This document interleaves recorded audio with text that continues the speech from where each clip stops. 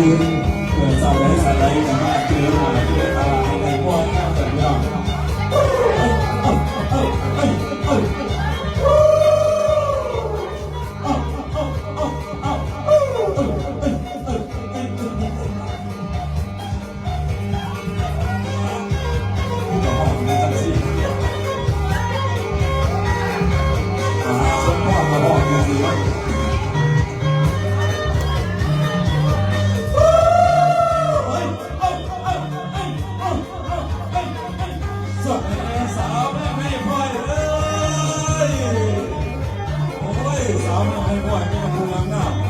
สมชื่อให้พ่อย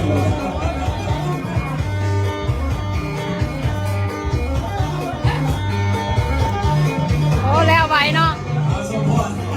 แล้วไว้ย้อนกับเจ้าฟ้อนนะเนี่ยแล้วไว้ขนาดเอาลูกไปเลยนะเอา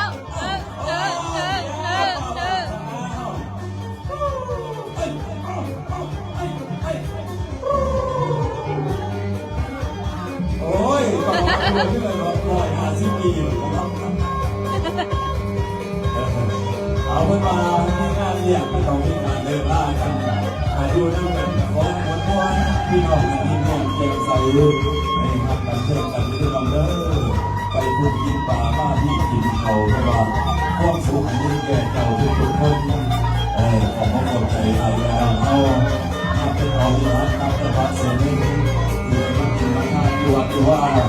บทนายนะคณะกรรมการวัดแต่ของพระองค์ใจแล้วเด้อเอาไปเรียกไปดีวัวนั่นไงต่อยวัว